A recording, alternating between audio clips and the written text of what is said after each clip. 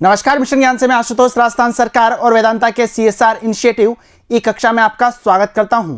बच्चों, हम पढ़ रहे थे क्लास 12 का 4th चैप्टर केमिकल काइनेटिक्स और आपने पिछली क्लास में प्रथम कोटि की अभिक्रिया के बारे में जान लिया था। अब बात करते हैं प्रथम कोटि की अभिक्रिया की अर्ध आयु काल कैसे निकालेंगे, इस चीज के ऊपर थोड़ा सा पढ़ते हैं। ठीक है जी। अर्ध आयु, आपको पता है अर्ध आयु को आप यदि अलग अलग करते हैं तो आपके सामने क्या नजर आता है। तो सर आप बोलेंगे कि सीधी सीधी बात है, आयु को आधा करना, यानी कि हाफ लाइफ की हम यहाँ पे बात कर रहे हैं। सर आधी लाइफ कैसे करेंगे अभिक्रिया की? अरे भाई वो भी सिखाएंगे, ध्यान से देखो भाई। यदि हम बात करते हैं यहाँ पे तो ध्यान दीजिएगा, यदि मैं बात करूं यहाँ पे वह समय जिसमें अभिकारक की आधी मात्रा उत्पाद में परिवर्तित हो जाती है, यानी कि मान लीजिए कोई रिएक्शन चल रही है। अब उस चलती हुई रिएक्शन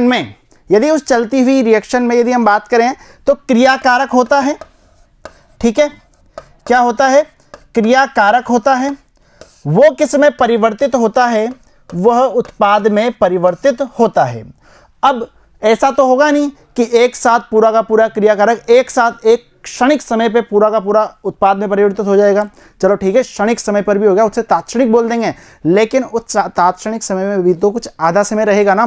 ठीक है, मान लो 1 सेकंड में हो गया। ठीक है, क्षण भर का मात्र यही होता है, मतलब 1 सेकंड में अभिकारक या फिर क्रियाकारक उत्पाद में परिवर्तित हो गया तो वहां पे 1 सेकंड का आधा भी तो निकलता है, 0.5 सेकंड, यानी कि आधे सेकंड की हम बात करते हैं। ठीक है, तो आधे सेकंड में जितना यहाँ पे क्रियाकारक यहाँ पे चेंज हुआ है, जितना क्रियाकारक की मात्रा उत्पाद में चेंज हुई है, वो क्या कहलाती है? उस अभिक्रिया की अर्ध आयु कहलाती है। ठीक है, परिभाषा पे गौर करने की जरूरत है, रट्टा बिल्कुल भी नहीं लगाना है। ठीक है, सीधी सीधी बात है, वह समय अर्ध आयु, आयु किसका यहाँ पे यदि हम प्रतीक देखेंगे तो ये समय का ही है। ठीक है, समय बोले तो टाइम, बोले तो काल। ठीक है, समय, मैं समय हूं। ठीक है, चलो जी। वह समय जिसमें अभिकारक की आधी मात्रा उत्पाद में परिवर्तित हो जाती है, अभिक्रिया की अर्ध आयु कहलाती है। यानी कि यदि मैं बात करता हूं कभी टी समय की, यदि मैं बात करता हूं टी समय की, और यदि मैं बात करूं यहां पे अर्ध आयु की, टी समय तो मान लो पूरी अभिक्रिया हो रही है। यदि मैं आधे समय की बात करता हूं तो वह कितना हो जाएगा? T 1/2 लिखना सही रहेगा। यदि मैं 3/4 टाइम की बात करता हूं, 3/4, ठीक है, T लिखो, उसके यहां पे नीचे क्या चिपका दो? 3/4 चिपका दो, 3/4 हो गया। ठीक है, कितना भी आप लिख सकते हो, लेकिन अपने सिलेबस में अर्ध आयु निकालना है तो अपन अर्ध आयु को भी देखेंगे, थोड़े बहुत क्वेश्चन भी वो देखेंगे जिनमें हम 3/4 का यूज करते हैं, वो आज की क्लास में हम पूरा कवर कर लेंगे। ठीक है, चलो जी, अर्ध आयु की बात करते हैं। समीकरण नंबर आपको पता है, समीकरण, ठीक है, समीकरण नंबर 5 आपको पता है कौन सी वाली थी, जो सबसे लास्ट में हमने निकाली थी। ठीक है, सबसे लास्ट में जो हमने निकाली थी ना, आपने यहाँ पे एक व्यंजक प्राप्त किया था, ध्यान हो तो, उसकी हम बात करते हैं। तो वहां पे हम क्या कर रहे हैं, उसमें हम क्या कर रहे हैं, टी जो रहेगा ना, उसकी जगह क्या रख रहे हैं? T 1/2 रख रहे हैं। क्या बोला मैंने? T की जगह T 1/2 रख रहे हैं, यानी कि हमने T को किससे रिप्लेस कर दिया? T 1/2 से रिप्लेस कर दिया। क्या इतनी बात पल्ले पड़ती है क्या? सही है।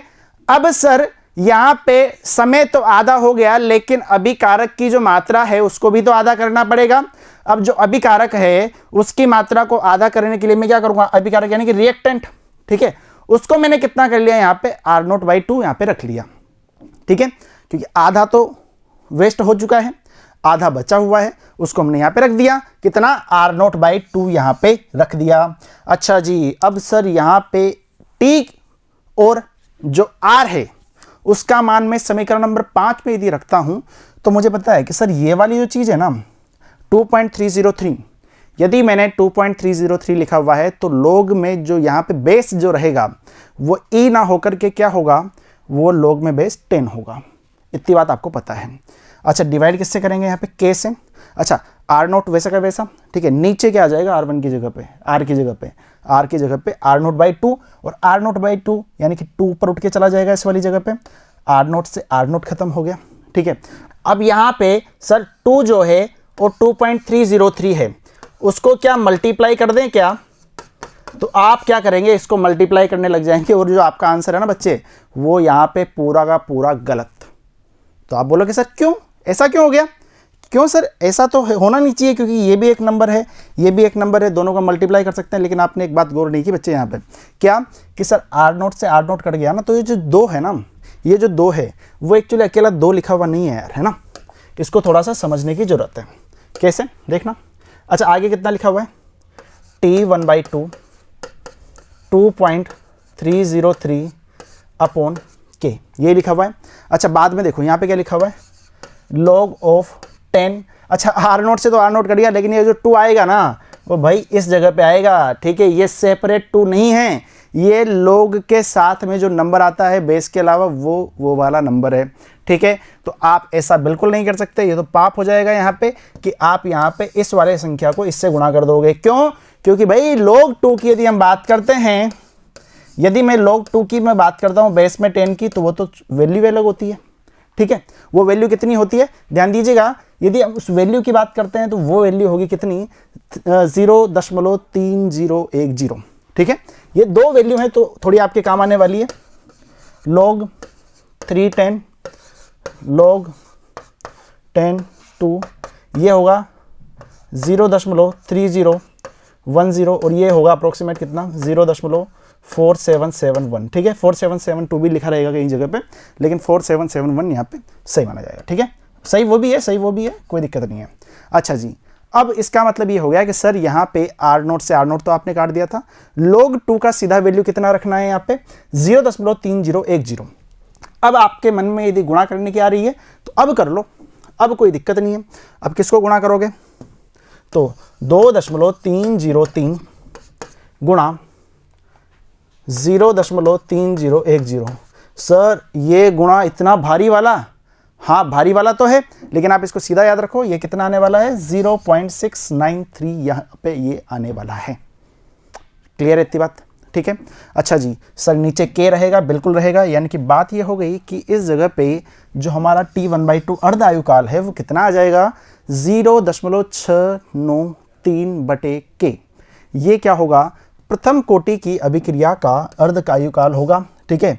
और इसकी यदि हम बात करते हैं तो अभिकारक की प्रारंभिक सांद्रता पर निर्भर नहीं करता। सर इसका क्या मतलब हुआ, निर्भरता का मतलब यह है, जैसे कि मैं आपको कभी बोलता हूं कि आपको प्रथम कोटि की अभिक्रिया का अर्ध आयुकाल निकालना है, तो आप सीधा क्या बोलोगे सर 0.693/K।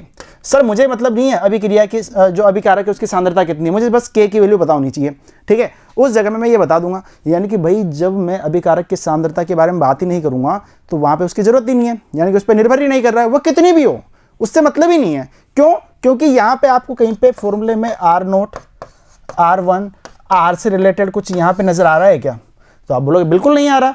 अच्छा क्यों नहीं आ रहा सर, वो तो कट ही गया था ना, ठीक है। यानी कि इस फॉर्मूले में आपको यहाँ पे जो सांद्रता से रिलेटेड पद है अभिकारक की वो दिया हुआ यहाँ पे नहीं है, ठीक है। वो वाला वेरिएबल यहाँ पे आ नहीं रहा है, तो आप इसको कैसे कर दोगे।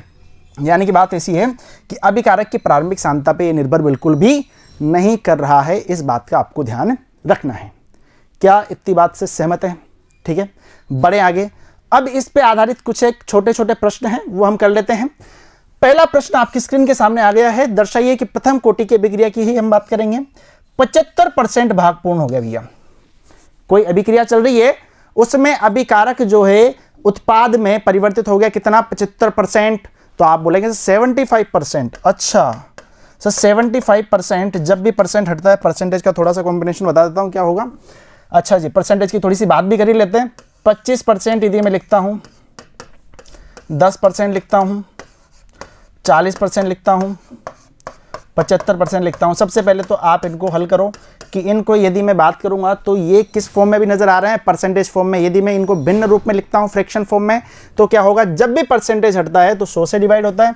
25/100, 10/100, 40/100, 75/100। चलो भाई हो जाओ स्टार्ट। 25 से काटो, 1/4 आ गया, 1/10 आ गया, यहाँ पे कितना आ जाएगा 2/5 आ जाएगा, ठीक है सही है। 0 से 0 कट गया, 2 से 2 बार, 2 से 5 बार, और ये कितना आ जाएगा 3/4 आ गया। अब जब भी फ्रैक्शन में कोई चीज़ लिखी रहेगी ना, उसमें मतलब क्या होता है, जो नीचे वाली चीज़ होती है ना वो तो क्या होती है, टोटल वैल्यू होती है, ठीक है। नीचे वाली चीज़ तो क्या होती है, टोटल वैल्यू होती है, और ऊपर वाली जो चीज़ होती है ना वो क्या होता है, घटाओ, डिक्रीमेंट, इंक्रीमेंट, यानी कि कोई चीज़ घट रही है बढ़ रही है। जैसे कि मैं बोल लूँ कि मेरे पास में 4 समोसे हैं, ठीक है, 1/4 मैंने फिनिश कर दिए, यानी कि 4 का 1/4। तो आप ऐसे कर सकते हैं, 4 में से 1 आपने खत्म कर दिया, 3 आपके पास बचे हुए हैं।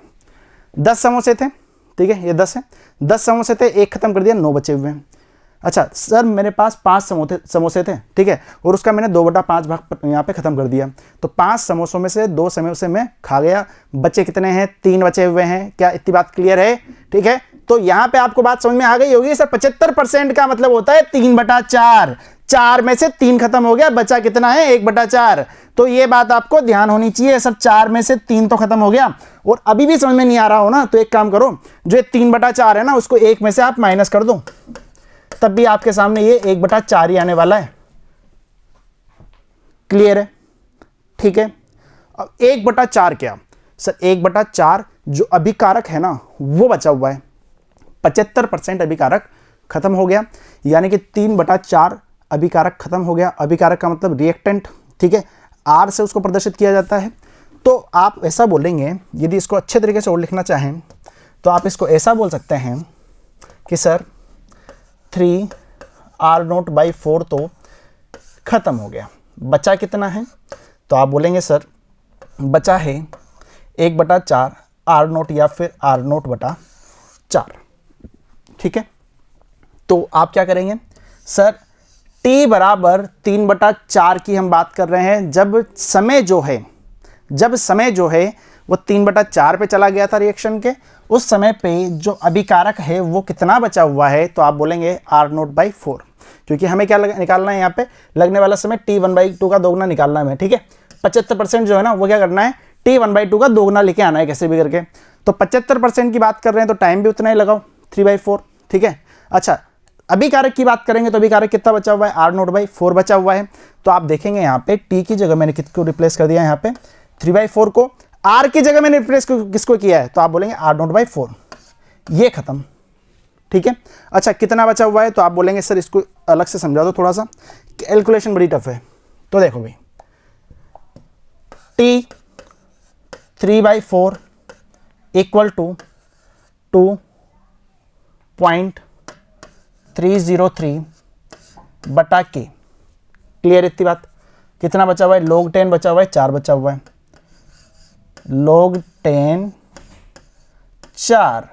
आपको पता है log की प्रॉपर्टी में अब क्या करते हैं, तो आपको पता होना चाहिए कि सर log 10 a की पावर b लिखा हुआ है, तो इसको ऐसा भी लिख सकते हैं, b जो रहेगा वो उचक के आगे आएगा, b log of 10 log of base 10, और ये a यहाँ पे इसको लिख लेंगे। आप इसको देखो, ये यहाँ पे कितना लिखा हुआ है, 4 लिखा हुआ है। अच्छा 4 नहीं है यार, ये क्या है, इसको मैं एक और चीज़ से बता सकता हूँ कि सर ये 2 की पावर 2 है, यदि इसको अच्छे तरीके से शुद्ध मन से देखा जाए तो। तब आप क्या करेंगे, सर ये वही पावर बन रही है क्या यहाँ पे, a की पावर b, तो b उचक करके आगे आएगा, 2 आगे आएगा। अब गुणा कर लो भाई, 2 गुणा 2.303 बटा के log ऑफ 2 और ये 10। अच्छा सर एक बात याद आ रही है, एक यहाँ पे जो पद है वो थोड़ा जाना पहचाना नजर आ रहा है, कौन सा, तो आप बोलेंगे सर ये वाला जो चीज़ है ना, ये तो अभी पढ़ी थी हमने, कौन सी सर, यही तो था क्या, t1/2। अरे कैसे पता सर, यहाँ पे देखो अभी बताते हैं आपको, कहाँ गया, ये रहा, ये देखो log 2 का वैल्यू रखा था, तभी तो ये निकल करके आया था 2.303। ठीक है, 2.303 कहाँ गया, ये रहा 2.303 log ऑफ 2। ठीक है, यहाँ पे k, ये 1/2 था, और यहाँ पे साइड में क्या चल रहा है, 3/4, t 3/4, और ये कितना आ जाएगा, 2 into t 1/2।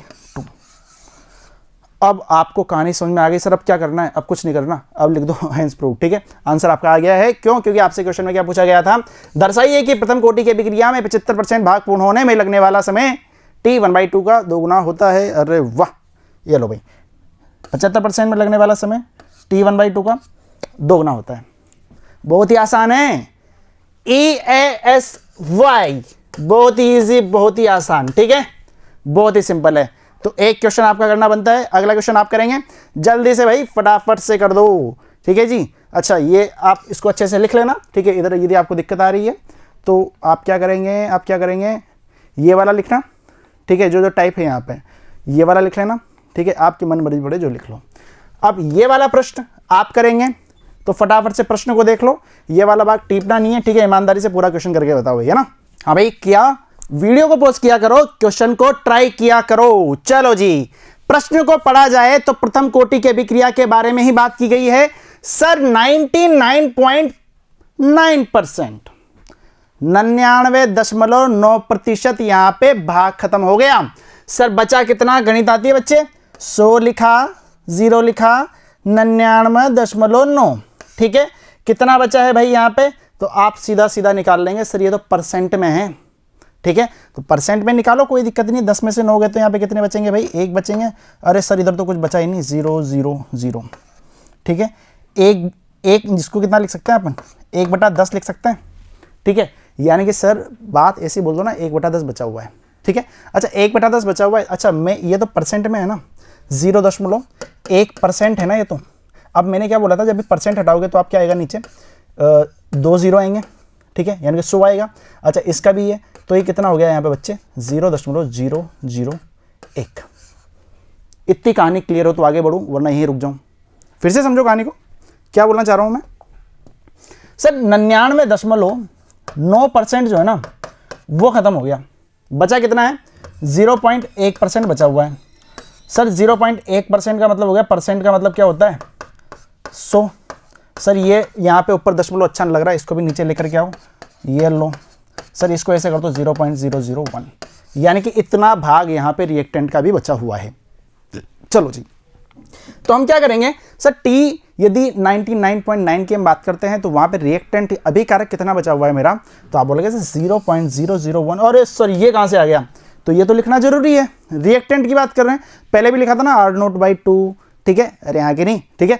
चलो जी, तो ये वाली चीज़ लिखना जरूरी है यार, है ना, क्योंकि ये नहीं लिखेंगे तो हमें क्या पता है कि यहाँ पे ख़त्म कौन हो रहा है? नंबर तो ख़त्म होगा नहीं, अभिकारक ही ख़त्म होगा। और अभिकारक ख़त्म होगा तो भाई यहाँ पे फॉर्मूला आपका यहाँ से यहाँ तक सेम चल रहा है, कोई यहाँ पे आपत्ति आपको नहीं होनी चाहिए, ठीक है। अच्छा अब देखना, यहाँ पे जो नीचे वाली जगह है वहाँ पे मैंने R की जगह पे क्या रख दिया? R0/1000। सर 1000 कैसे आ गया भाई? 1000 इसलिए आ गया क्योंकि जो यहाँ पे ये लिखा हुआ ना, ये वाली चीज़ वो कितना है? 1000 ही तो है, 1/1000, और ऊपर कितना है? R0 ये। तो मैंने R की जगह पे कितना लिखा? R0/1000। और इसी प्रकार से मैंने यहाँ पे काटापीटी मचाई, थोड़ी सी काटापीटी मचा के R0 से R0 को ख़त्म कर दिया। अच्छा कितना बचा हुआ है यहाँ पे? तो आप बोलेंगे सर 1000 बचा हुआ है, और 1000 को हम 2.303 से गुणा नहीं करेंगे। क्यों? क्योंकि सर ये यहाँ पे लॉग में आ रहा है, लॉग को थोड़ा सा सिंप्लीफाई कर लेते हैं। चलो जी, कितना था?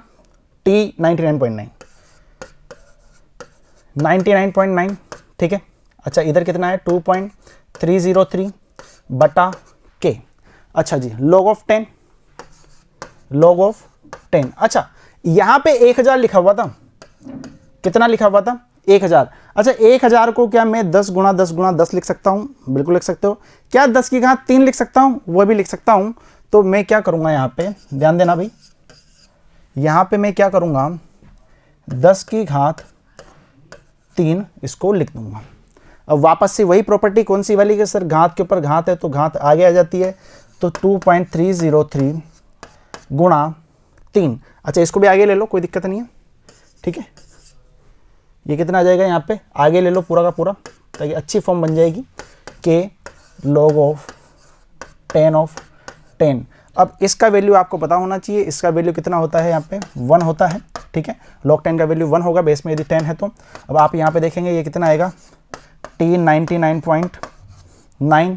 अच्छा गुणा करो कितना आएगा यहाँ पे? तो आप बोलेंगे सर यहाँ पे ये कितना आएगा? तुम 6, ठीक है, 6, एक मिनट सही कर लो इसको, इधर से गुणा करो, 3 3 9, 0 3 3 9, और यहाँ पे 3 2 6 बटा K, ठीक है।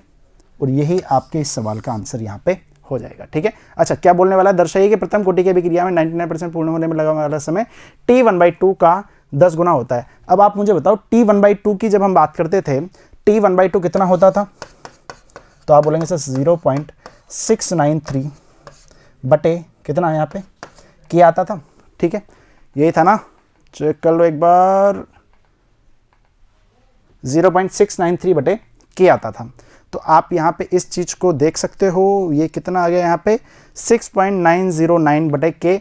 और इसको यदि मैं लिखना चाहूँ तो मैं किस प्रकार से लिख सकता हूँ, T1/2 तो मेरा 0.693 के है। यदि मैं इसको डिवाइड करता हूँ या फिर इनको कंपेयर भी कर लेता हूँ तब भी मुझे आसानी से पता चलता है कि सर ये अप्रोक्सीमेटली, ठीक है, अप्रोक्सीमेट एग्जैक्ट मान की मैं बात नहीं करूँगा यहाँ पे, अप्रोक्सीमेट ये इसका 10 गुना ही मुझे नज़र आ रहा है। ठीक है भाई, क्लियर है बात। यानी कि यदि मैं T1/2 को यदि मैं यहाँ पे किससे मल्टीप्लाई करता हूँ, 10 से मल्टीप्लाई करता हूँ, तो देख लो इसको 10 से कर लो, आप एक काम करो 0.693 बटे के गुणा 10 कर लो। ठीक है, ये आएगा कितना 6.93 बटे के। अब इसको आप देख लो, यहाँ पे 6.9 तो आया ही है ना, तो ये रहा 6.9 बटे के, आ गया, खत्म बात। ठीक है, अब इसी के साथ में अगला प्रश्न आपके लिए एक और T2/3 के लिए आपको ये निकालना है। फटाफट से क्वेश्चन को देख लो और फिर करते हैं इस क्वेश्चन को। वीडियो को पॉज कर लो आराम से, कोई दिक्कत वाली बात नहीं है। आप क्या करेंगे सर, T की जगह हम क्या रख देंगे, यहाँ पे T2/3 रख देंगे। सर 2/3 यदि बात करते हैं तो 2/3 तो खत्म हो गया, बचा कितना, 3 में से 2 भाग खत्म हो गया, बचा कितना है 1/3। याद आ रहा होगा ना, ऐसे नहीं हो आपसे तो ऐसे कर लिया करो, जो यहाँ पे नंबर दे रखा है उसे 2/3 दिया हुआ है, उसको 1 में से घटा लो, कोई फर्क नहीं पड़ता। एक वही चीज़ मैंने की है यार, गणित है। 1/3 बचा हुआ है, यानी कि सर R0 की जगह, R की जगह में क्या रखूँगा, R0/3 यहाँ पे रख दूंगा। सेम है, कोई दिक्कत यहाँ पे नहीं है। R की जगह R0/3 रखा, ये कट गया। ठीक है, अच्छा T2/3 2.303 log of 10 3, मैंने बोला था ना ये वाली वैल्यू काम आएगी। और आपको फिर से ध्यान रखना है कि log of 10 log of base 10 3 की वैल्यू कितनी होती है, 0.4771 इसकी वैल्यू होती है। और ये वैल्यू यहाँ पे काम आई है। अब आपको क्या करने का है, इसको इससे गुणा करो। ठीक है, नीचे के आएगा और आपका जो आंसर आएगा वो ये आएगा। एक बार कैलकुलेशन को चेक कर लीजिएगा। ठीक है भाई, क्लियर है। अरे सर एक और क्वेश्चन, बिल्कुल एक और क्वेश्चन। T1/n के लिए अब हम बात कर रहे हैं, स्टैंडर्ड फॉर्मूला अब हम बनाने जा रहे हैं। ठीक है, अब आप इसको एक बार करो। ठीक है, खुद प्रयास करो, जैसा मैंने अभी तक किया था वैसा ही करना है, कुछ अलग नहीं है। एक बार पूरा क्वेश्चन अच्छे से देख लो भाई। कर लिया भाई, वीडियो को पॉज कर लिया करो, इतना टाइम रुकने का है नहीं। ठीक है, आप सोच रहे होंगे सर टाइम देके जाते हैं, टाइम तो मिलता ही नहीं है, वीडियो को पॉज करना पड़ता है। ठीक है, चलो भाई बढ़ते हैं क्वेश्चन की ओर। अब ये क्वेश्चन क्या बोलना चाह रहा है कि सर T1/n के लिए एक स्टैंडर्ड निकाल के बता दीजिए। तो फास्ट इसलिए चल रहा हूँ क्योंकि बहुत सारे क्वेश्चन करा चुका हूँ। ठीक है, 3-4 क्वेश्चन तो आपने कर ही लिए। ठीक है, और इतना ज़्यादा वो भी लोड भी इसमें नहीं है। अच्छा 1/n के लिए मुझे निकालना है, प्यार से देखेंगे थोड़ा, है ना। 1/n के लिए मुझे निकालना है सर, 1/n के लिए निकालना है। इसका मतलब ये हो गया कि सर t की जगह आप 1/n तो रखोगे ही रखोगे, इसमें कोई आपत्ति आपको नहीं होनी चाहिए। लेकिन सर r की जगह पे क्या रखोगे, तो आप देखेंगे 1/n यदि मैं 1 में से माइनस करता हूँ, मैं अभी तक क्या बताते हुए आ रहा था आपको, इसलिए तो बोल रहा था कि 1 में से माइनस कर लो, 1 में से माइनस कर लो। ठीक है, ऐसे थोड़ी ना बोल रहा था, कुछ रीज़न होगा। तो आप देखिएगा यहाँ पे यदि आप एलसीएम लेते हैं तो n आया, n उधर गया, n-1। लेकिन सर रिएक्टेंट की फॉर्म में लिखा जाएगा, तो इसको r की जगह पे आप क्या लिखेंगे, n-1 अपॉन n, और ये कितना आ जाएगा R0। ठीक है, क्या इतना लिखना वाजिब है क्या सर? ये तो ये लिखा हुआ है, वो लिखा हुआ है, कोई दिक्कत नहीं है। R0 को बाबू अंदर गुणा कर लो, है ना। तो R0 को अंदर गुणा कर लो ना, कुछ दिक्कत यहाँ पे नहीं है। माइनस R0 अपॉन n, यहाँ पे किसकी वैल्यू है, R की वैल्यू है। ठीक है, n-R0 minus R0 upon n, यहाँ पे R की वैल्यू आ गई। अच्छा, अब इस चीज़ को लिखना चाहें आगे तो कैसे लिखेंगे सर? आपने बताया कि t की जगह क्या लिखना है, 1/n लिखा। सर स्टार्टिंग में तो वही रहेगा, बिल्कुल वही रहेगा, T 2.303 अपॉन k। ठीक है, log ऑफ 10, ऊपर कितना था R0 था, नीचे कितना आएगा यहाँ पे, तो आप बोलेंगे सर n-R0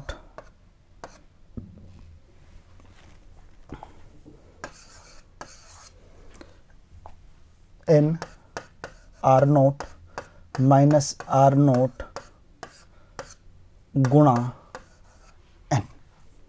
ठीक है भाई, इतनी बात क्लियर है। यानी कि ये यहाँ तक का काम तो हम कर चुके हैं। अब एक बात देखना यहाँ पे, क्या कुछ कॉमन आ रहा है क्या सर? R0 तो कटना चाहिए।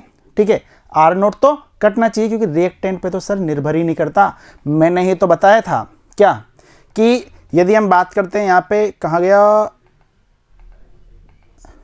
ये रहा, प्रारंभिक सांद्रता पर निर्भर नहीं करता है, तो भाई ये करेगा ही नहीं। क्यों? क्योंकि वो तो वहाँ पे कैंसिल ही हो जाएगा। लेकिन सर यहाँ पे कैंसिल कैसे करें? बिल्कुल कर सकते हैं। आर नोट को आप बाहर ले लो, जैसे ही आप बाहर लेते हैं तो ये वाली चीज़ तो वैसे ही रहेगी। आर नोट ऊपर लिखा हुआ है, नीचे आर नोट लिखा हुआ है, ठीक है। और ये कितना हो जाएगा यहाँ पे n-1 और यहाँ पे n काट दो, ठीक है। कितना बचा हुआ है यहाँ पे? log of 10 n/n-1 यहाँ पे ये बच जाएगा, ठीक है। अच्छा, अब आपको log की एक और प्रॉपर्टी ध्यान रखनी है। कौन सी? देखना भाई, यदि किसी भी जगह पे log of 10 बेस 10 मान के चल रहा हूँ m/n लिखा हुआ मिल जाए, ठीक है, तो उसका सीधा सीधा मतलब क्या होता है? log of 10 m- log of 10n, ठीक है। m/n का मतलब ये है कि दोनों को यदि डिवाइड में लिखा हुआ है ना, तो दोनों को आप सेपरेट कर दो, ठीक है। दोनों को m को अलग लिख लो, n को अलग लिख लो, बीच में एक चिन्ह लगा दो, कौन सा? ऋणात्मक का, ठीक है। तो आपको ध्यान रखना है यहाँ पे क्या लिखा हुआ है, ध्यान दीजिएगा। यहाँ पे 2.303/k लिखा हुआ है। log of 10 ऊपर m है, नीचे n है, तो इसको हटा लो यहाँ से, ठीक है जी। अब इसको यदि आप हटाओगे तो आप बोलोगे सर यहाँ पे जो 2.303 है वो क्या log of 10 n के साथ ही गुणा है क्या? क्या वो इसके साथ गुणा नहीं है? अरे भाई गुणा है, ये लो ब्रैकेट लगा लो यार, ठीक है। तो आप देखेंगे यहाँ पे ब्रैकेट लगाया, ऊपर वाली चीज़ लिखी मैंने कितना, यही स्टेप दोबारा लिख रहा हूँ समझा के, है ना। दो बार मत लिख देना, इसके बाद में ये स्टेप लिखी हुई है और इसी स्टेप को मैं दोबारा समझा के लिख रहा हूँ। कैसे? log of 10 n minus log of 10 n-1। ये लो भाई, ये हो गया आपका फाइनल आंसर, ठीक है। अब जो अगला प्रश्न है वो ये वाला है। अब इस वाले प्रश्न को आप कीजिएगा, ठीक है। टाइम दे रहा हूं, जल्दी से कर लो भाई क्वेश्चन को, है ना। तो देखो, कुछ भी नहीं करना है। समीकरण नंबर 5 वही जो अपने पास थी, कौन सी? जो आपने यहाँ पे टी के लिए जो समीकरण लिखी थी 2.30, तो इसको याद करो, है ना, अभी याद करो इसको। 2.303/k log of 10 r0/r। फिर से बोलेंगे 2.303/k log of 10 r0/r। रट्टा लगा लो इस चीज का, ठीक है, हमेशा पूछी जाएगी। ध्यान देखो भाई, अब देखना यहां पे मैं क्या कर रहा हूं, k जो है उसको इसके साथ मल्टीप्लाई कर रहा हूं। कर दिया, कोई दिक्कत वाली बात नहीं है गुरुजी, यहां तक तो हमें भी आता है। कुछ नई चीज सिखाओ, चलो नई चीज सिखा देंगे। अब आपको पता है कि सर जब आपने यहां पे एक बात की थी पहले, 2.303 log of 10 को आप क्या बोलते थे? log of e बोलते थे, ठीक है। यानी कि सर आपने log of e को 2.303 log of 10 लिखा था। तो आप एक काम करो ना, ये थोड़ा सा अजीब लग रहा है। अब इस अजीब लगने वाले को हम क्या करेंगे? log of e में परिवर्तित कर देंगे। क्यों? क्योंकि हमारे क्वेश्चन की ये डिमांड है। कैसे डिमांड है? चलते हैं आगे। अब आप एक बात देखो, यहाँ पे क्या लिखा हुआ? -kt। और गुरुदेव जी गलती कर दी। कैसे कर दी भाई गलती? कि सर इधर तो kt लिखा हुआ था, माइनस कैसे आ गया? कोई दिक्कत नहीं है, आप यहाँ पे देखो, log की एक और प्रॉपर्टी आपको ध्यान रखनी है। क्या? यदि मैं बात करता हूँ यहाँ पे log of m/n की मैं बात करता हूँ, ठीक है, log of m/n की बात करता हूँ, पावर यहाँ पे बेस e ले रहा हूँ। यदि मैं इनको उल्टा कर देता हूँ, log of n/m कर दिया, तो आप यहाँ पे आगे क्या लगाएंगे? माइनस लगाएंगे, ठीक है। यानी कि माइनस चिन्ह एक्स्ट्रा हमारे आ जाता है। यहाँ पे क्या लगा लेंगे आप? माइनस लगा लेंगे। यानी कि इसका मैंने क्या कर दिया, यहाँ पे r को ऊपर ले लिया, r0 को नीचे ले लिया, तो ये यहाँ पे माइनस का चिन्ह लग गया। सब माइनस का चिन्ह लग गया, मतलब क्या निकला इस चीज़ का? मतलब ये है, क्वेश्चन की डिमांड है कि मुझे kt जो है ना माइनस में चाहिए, ठीक है।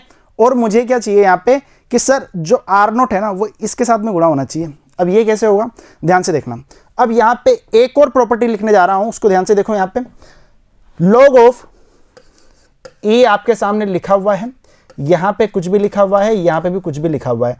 तो आप इसको क्या लिख सकते हैं? जो ये e है ना, वो इसको क्या करेगा? यहाँ पे माथे पे बिठा लेगा। तो ये क्या हो जाएगा? e की पावर b, और इधर कितना रह जाएगा? a। ऐसे याद रखो इसको, इस तरह से लिखा हुआ है। यदि हम देखते हैं तो e क्या करेगा? इस पर दया आएगी, इसको सिर पे बिठा लेगा, यानी कि e की पावर b हो जाएगा यहाँ पे, और इधर क्या बचेगा? इकलौता a बच जाएगा। और इसी प्रकार से ये यहाँ पे करेगा, e जो रहेगा kt को, माइनस kt को सिर पे बिठा लेगा, सिर पे बिठाएगा तो e की पावर माइनस kt हो गया, और ये कितना है? r/r0 लिखा हुआ। सर अब क्या करें? अब प्रश्न को देखो, प्रश्न की डिमांड क्या है? r = r0। तो तो भाई गुणा करना आता है, आर नोट को उधर गुणा कर दो। ये आपका फाइनल आंसर जो कि आपसे पूछा गया था। प्रथम कोटि की अभिक्रियाओं में आपसे इतने ही क्वेश्चन पूछे जाएंगे। एक दो उदाहरण और देख लो जो कि एग्जाम में आते रहते हैं। अच्छा, समझ में आ गया? बोलो भाई, समझ में आ गया होगा, ठीक है। एथीन पर, एथीन क्या होता है? तो आप बोलेंगे सर मेथ एथ प्रोप ब्यूट, ऐसी कुछ कहानी हमने देखी थी कक्षा 11 में, तो देखिएगा। एथ की हम बात करते हैं तो कार्बन की संख्या कितनी होती है? 2 होती है। कार्बन की हम बात करते हैं, कार्बनिक रसायन में गिनती अलग चलती है, ठीक है। तो उस गिनती के, उस काउंटिंग के आधार पे कार्बन कितने हो गए? 2 हो गए। हमें पता है एथीन की बात कर रहा है तो क्या करेगा? यदि एन की बात कर रहा है सिंगल बॉन्ड, इन की बात कर रहा है, ठीक है, एथीन, ध्यान से देखो, एथ इन की बात कर रहा है तो ये यहां पे क्या होगा? तो आप बोलेंगे सर डबल बॉन्ड। अच्छा, एथ आइन की बात करेगा तो ट्रिपल बॉन्ड होता है। तो आपको पता है कि CH2 डबल बॉन्ड CH2 ही होगा। एथीन पे यदि मैं हाइड्रोजन का H2 का योग H2 का योग करा देता हूं तो ये क्या बन जाएगा? ये क्या बन जाएगा? 2 हाइड्रोजन है, ठीक है, 2 हाइड्रोजन है। तो आप बोलेंगे sir CH2 double bond CH2 plus H2 है, 2 हाइड्रोजन है, एक इसके पास चला जाएगा, एक उसके पास चला जाएगा, और ये क्या बन जाएगा? CH3 single bond CH3 bond एक कम क्यों कर दिया? क्योंकि भैया हाइड्रोजन वहां पे चला गया, ठीक है, संयोजकता में परिवर्तन तो होगा ही होगा। तो ये यहां पे क्या बन गया? CH3 बन गया। अब यदि मैं प्रायोगिक वेग इसका निकालना चाहूंगा तो क्या रहेगा? ये KC2H5 कोटि 1 याद रखनी है, अणुकता 2 याद रखनी है, ठीक है भाई। अच्छा, तो आपको ध्यान रखना है, ये एग्जाम में आए हुए प्रश्न है कि यदि हम बात करते हैं प्रथम कोटि की अभिक्रिया की तो उसके कुछ उदाहरण दीजिए। तो आपको ये उदाहरण देना है, ठीक है। और एक और बात, सभी रेडियो एक्टिव तत्वों का जो विघटन या फिर क्षय जो होता है, जितने भी रेडियो एक्टिव तत्व होते हैं, रेडियो एक्टिव तत्वों का नाम लेते हैं, रेडोन, रेनॉन, यही आएगा दिमाग में। तो वही उदाहरण मैंने ले लिया। रेडोन की हम बात करते हैं, ठीक है, तो ये किस में परिवर्तित हो रहा है विघटन? यहाँ पे 86 रेनॉन, ठीक है, और यहाँ पे हीलियम में। तो ये आपको ध्यान रखना है, मतलब इतना ज़्यादा काम की बात नहीं है, बस कभी आ जाए तो आपको ध्यान रखना है। एथीन पे हाइड्रोजन का योग कराते हैं तो वही प्रथम कोटि की अभिक्रिया का उदाहरण है। और यदि मैं बात करता हूं यहाँ पे रेडियो एक्टिव तत्वों के विघटन या फिर क्षय को, तो ये भी किसका उदाहरण है? प्रथम कोटि की अभिक्रिया का उदाहरण है। तो इसी के साथ में आपका जो यहाँ पे अर्ध आयु है वो समाप्त होता है। अगली क्लास में मिलेंगे अंतराल सूत्र के बाद में, फिर उसके बाद में प्रथम कोटि की गैसीय अभिक्रिया जो कि एग्जाम में कभी कभी पूछ ली जाती है, उसको भी हम नहीं छोड़ेंगे, ठीक है। मिलते हैं अगली वीडियो में, बने रहिएगा, धन्यवाद।